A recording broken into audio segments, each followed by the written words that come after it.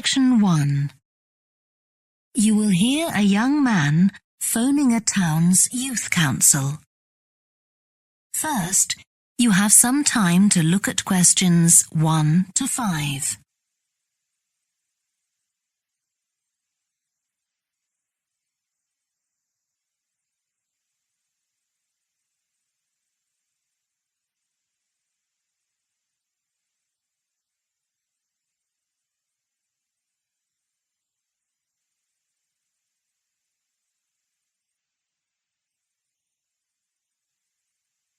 You will see that there is an example that has been done for you. On this occasion only, the conversation relating to this will be played first. Now we shall begin. You should answer the questions as you listen, because you will not hear the recording a second time. Listen carefully and answer questions 1 to 5. Good morning, Youth Council. Caroline speaking. Oh, hello. I'm interested in standing for election to the Youth Council, and I was told to give you a call. That's good. Could I have your name, please? Yes, it's Roger Brown. Thank you. I'm Caroline, the Youth Council Administrator. So, do you know much about what the council does, Roger? I've talked to Stephanie. I think she's the chair of the council. That's right. And she told me a lot about it. How it's a way for young people to discuss local issues, for example, and make suggestions to the town council. That's what made me interested. Fine. Well, let me take down some of your details. First of all, how old are you? You know the council is for young people aged from 13 to 18. I've just turned 18. And where do you live, Roger? Well, that's a bit complicated. At the moment, I'm looking for a flat to rent here, so I'm in a hostel from Monday to Friday. I go back to my parents' place at the weekend. OK, so where's the best place to send you some information about the council? Oh, to my parents' address, please. That's 17 Buckley Street, Buckleigh Street, Stamford, Lincolnshire, though you don't really need the county. Oh, I know Stamford. It's a lovely town. And what's the postcode? PE9 7QT. Right, thank you. So are you working here or are you a student? I started studying at the university a couple of weeks ago, and I've got a part-time job for a few hours a week. What do you do? Well, I've done several different things. I've just finished a short-term contract as a courier, and now I'm working as a waiter in one of the big hotels. Uh-huh. That can't leave you much time for studying. Oh, it's not too bad. I managed to fit it all in. What are you studying? My ambition is to go into Parliament eventually, so my major subject is politics. That's partly why I think the Youth Council is important and want to be a part of it. And I suppose you're also taking a minor subject, aren't you?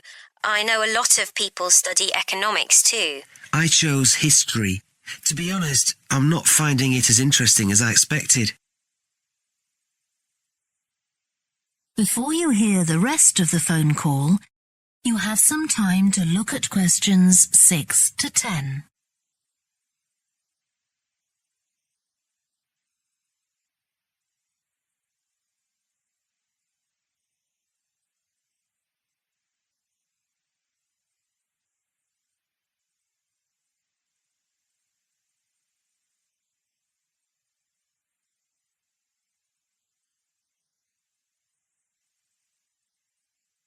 Now listen and answer questions 6 to 10.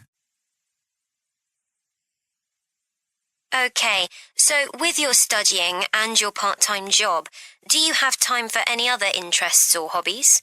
Well, I spend quite a lot of time cycling, both around town to get to university and to work, and also long distance, from here to London, for instance. That's pretty impressive. Anything else? For relaxation, I'm also keen on the cinema. I used to go at least once a week, but I can't manage to go so often now. Right. Are you sure you'll have enough time for the Youth Council? Yes, I've worked out that I can afford to reduce my hours at work, and that will make the time. So is there any particular aspect of the Youth Council's work that appeals to you, Roger? Well, my sister is blind, so I'm particularly interested in working with disabled young people to try and improve the quality of their lives. That's great. Well, the best way to get involved is to be nominated by some people who you know. Right. Can you tell me how to set about organising that? You should talk to Geoffrey, our elections officer. I can arrange a meeting in the council office with him, if you like. Yes, please. He'll be here next Monday, if that suits you. That's the 14th, isn't it? Yes. I can manage late afternoon. Would you like to suggest a time? He generally leaves around 5:30. Well, would 4:30 be okay? My last class finishes at 4, so I'd have plenty of time to get to your office. Right, that's fine. Oh, and could I have a phone number we can contact you on? Yes, my mobile number's 07788 136 711. Thank you. Well, we'll look forward to seeing you next week. Thanks very much. Goodbye. Bye. That is the end of section 1. You now have half a minute to check your answers.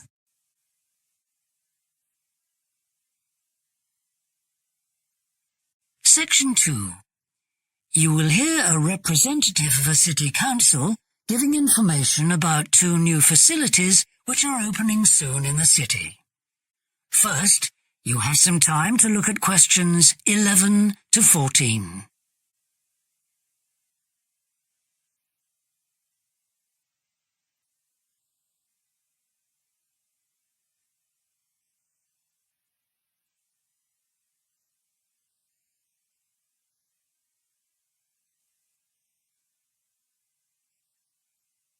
Now listen carefully and answer questions 11 to 14.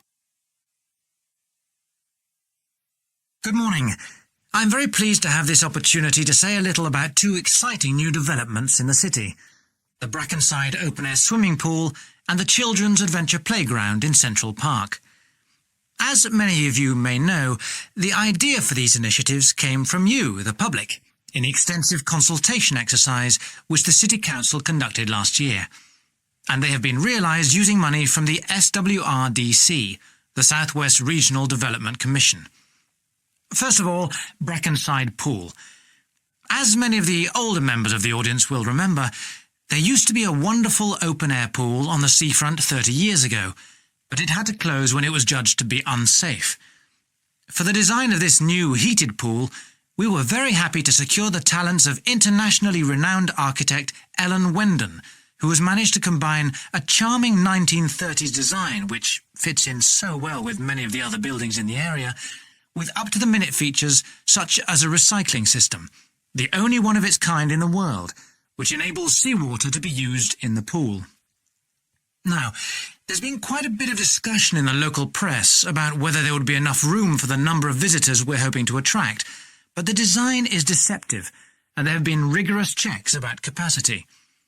Also, just in case you were wondering, we're on schedule for a June the 15th opening date, and well within budget, a testimony to the excellent work of local contractors Hickman's. We hope that as many people as possible will be there on June the 15th. We have engaged award-winning actress Coral White to declare the pool open, and there'll be drinks and snacks available at the poolside. There'll also be a competition for the public to decide on the sculpture we plan to have at the entrance.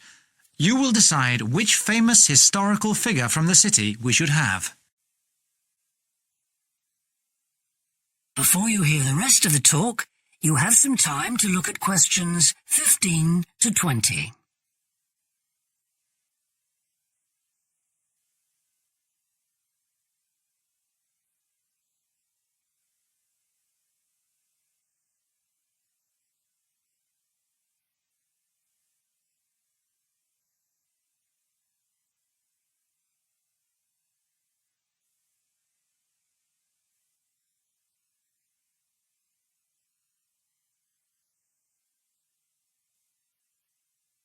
Now listen and answer questions 15 to 20.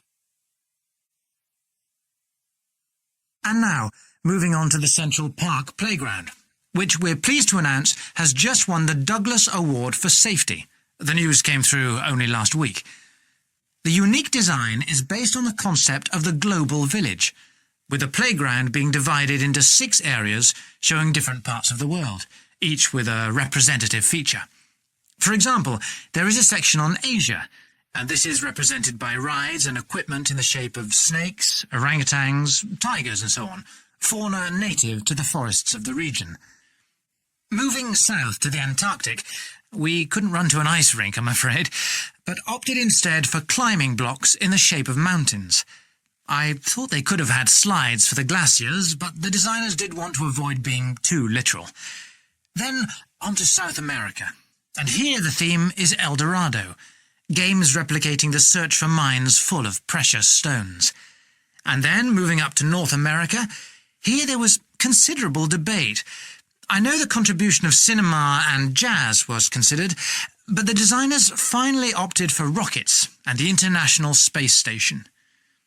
Eastwards to Europe then, and perhaps the most traditional choice of all the areas, medieval castles and other fortifications. Then last but not least, moving south to Africa, and a whole set of wonderful mosaics and trails to represent the great rivers of this fascinating and varied continent. Now, the opening date for our global playground is the 10th of July. And again, we'd love to see you there. So, make a date and come and see this magnificent, original new amenity right in the heart of the city. That is the end of section 2. You now have half a minute to check your answers.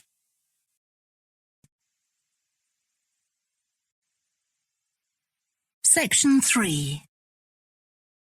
You will hear 2 psychology students called Lisa and Greg discussing a project they have to do.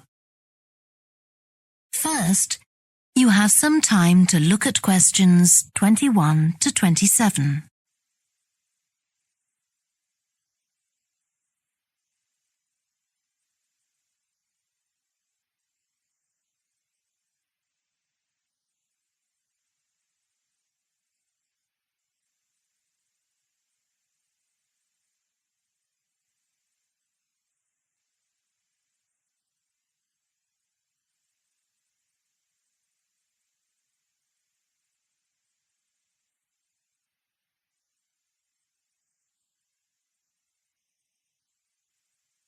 Now listen carefully and answer questions 21 to 27. Okay, Greg. So I finally managed to read the article you mentioned. The one about the study on gender in physics. About the study of college students done by Akira Miyake and his team. Yeah, I was interested that the researchers were actually a mix of psychologists and physicists. That's an unusual combination. Yeah. I got a little confused at first about which students the study was based on. They weren't actually majoring in physics. They were majoring in what's known as the STEM disciplines. That's science, technology, engineering and math. Yes, but they were all doing physics courses as part of their studies. That's correct. So, as I understood it, Miyake and co. started from the fact that women are underrepresented in introductory physics courses at college, and also that, on average, the women who do enroll on these courses perform more poorly than the men. No one really knows why this is the case. Yeah, but what the researchers wanted to find out was basically what they could do about the relatively low level of the women's results.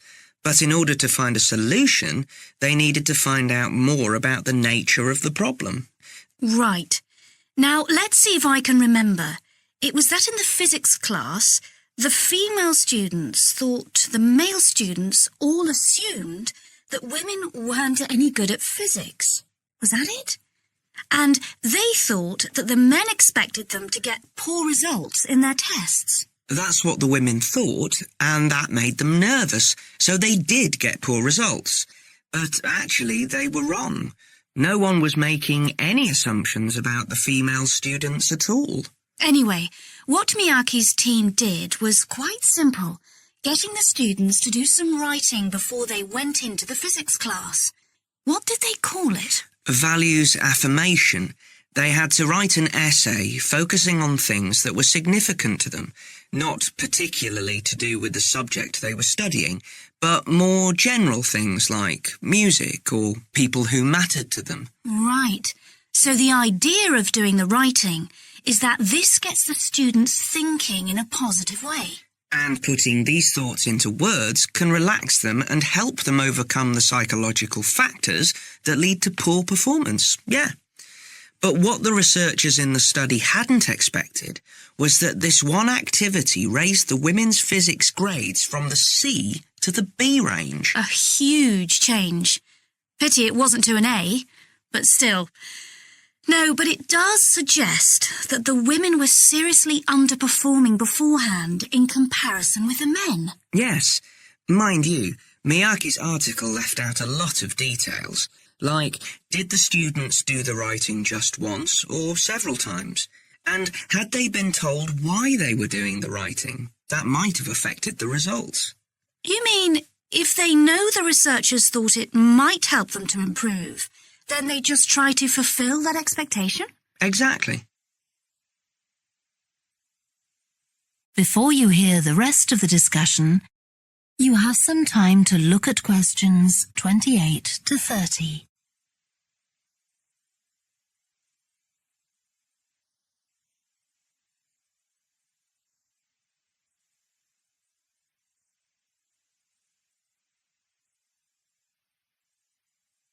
Now listen and answer questions 28 to 30. So anyway, I thought for our project we could do a similar study, but investigate whether it really was the writing activity that had that result. OK, so we could ask them to do a writing task about something completely different, something more factual, like a general knowledge topic. Maybe. Or we could have half the students doing a writing task and half doing something else, like an oral task. Or even half do the same writing task as in the original research and half do a factual writing task. Then we'd see if it really is the topic that made the difference or something else. That's it. Good. So, at our meeting with the supervisor on Monday, we can tell him we've decided on our project. We should have our aims ready by then. I suppose we need to read the original study. The article's just a summary. And there was another article I read by Smolinski. It was about her research on how women and men perform in mixed teams in class, compared with single-sex teams and on their own. Let me guess. The women were better at teamwork. That's what I expected. But actually, the men and the women got the same results, whether they were working in teams or on their own. But I guess it's not that relevant to us. What worries me, anyway, is how we're going to get everything done in the time. We'll be okay now we know what we're doing. Though I'm not clear how we assess whether the students in our experiment actually make any progress or not. No, we may need some advice on that. The main thing's to make sure we have the right size sample, not too big or too small. That shouldn't be difficult. Right, what do we need to do next? We could have a look at the timetable for the science classes. Or perhaps we should just make an appointment to see one of the science professors. That'd be better. Great. And we could even get to observe one of the classes. What for? Well, OK, maybe let's just go with your idea. Right, well, I think that's everything for now. That is the end of section 3. You now have half a minute to check your answers.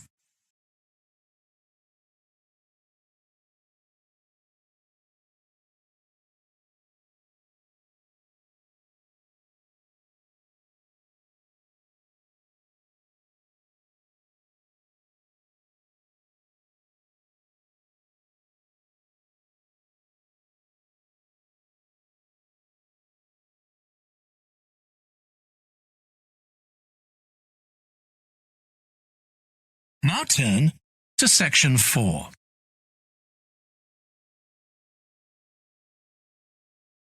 Section 4. You will hear a lecturer in psychology talking about a type of memory. First, you have some time to look at questions 31 to 40.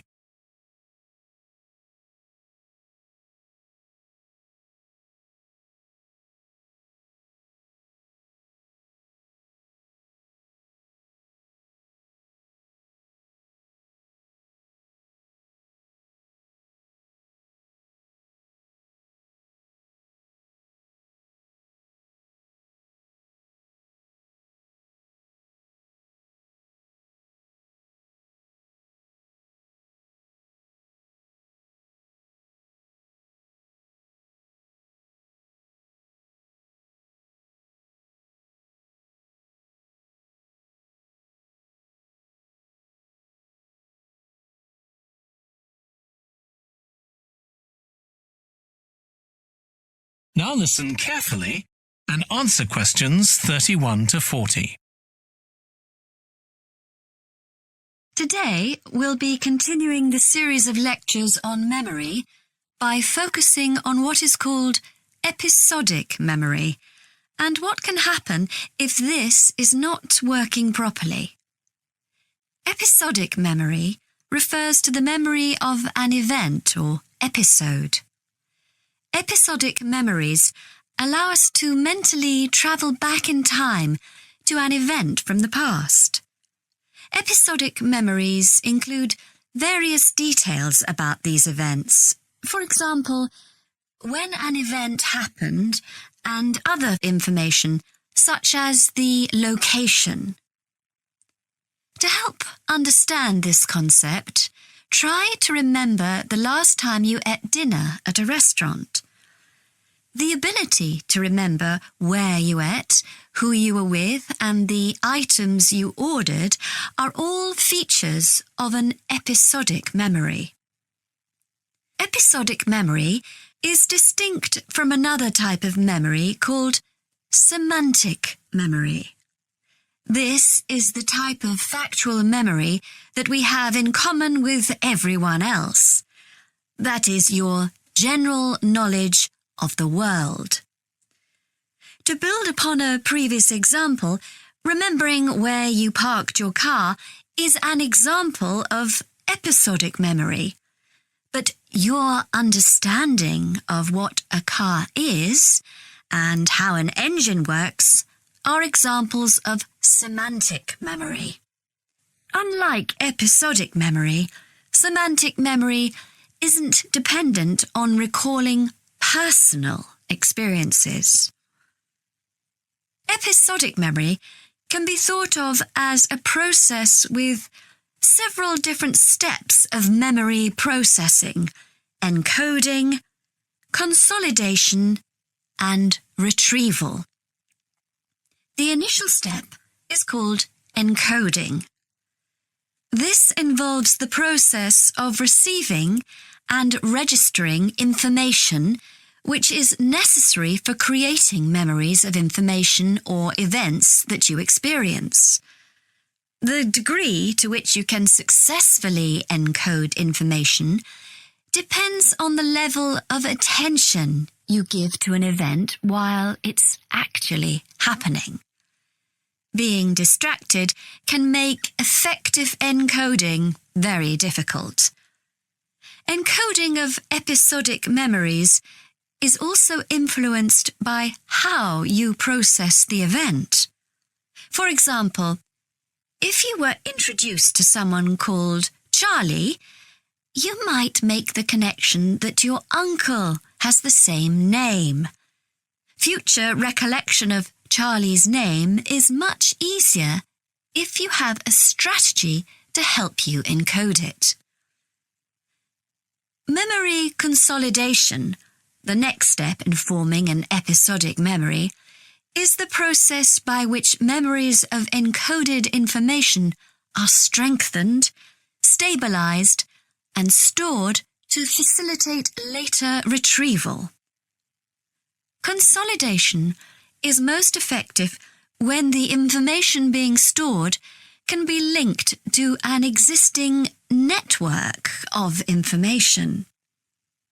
Consolidation makes it possible for you to store memories for later retrieval indefinitely. Forming strong memories depends on the frequency with which you try to retrieve them. Memories can fade or become harder to retrieve if they aren't used very often. The last step in forming episodic memories is called retrieval, which is the conscious recollection of encoded information. Retrieving information from episodic memory depends upon semantic, olfactory, auditory, and visual factors. These help episodic memory retrieval by acting as a prompt. For example, when recalling where you parked your car, you may use the colour of a sign close to where you parked. You actually have to mentally travel back to the moment you parked.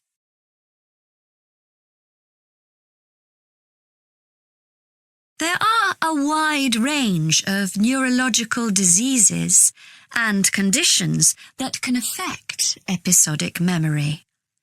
These range from Alzheimer's to schizophrenia to autism. An impairment of episodic memory can have a profound effect on individuals' lives. For example, the symptoms of schizophrenia can be reasonably well controlled by medication. However, patients' episodic memory may still be impaired, and so they are often unable to return to university or work. Recent studies have shown that computer-assisted games designed to keep the brain active can help improve their episodic memory.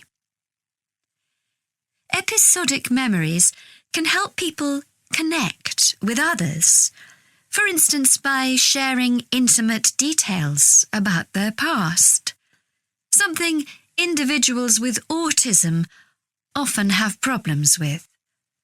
This may be caused by an absence of a sense of self. This is essential for the storage of episodic memory and has been found to be impaired in children with autism. Research has shown that treatments that improve memory may also have a positive impact on children's social development. One study looked at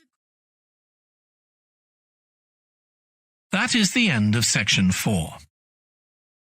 You now have half a minute to check your answers.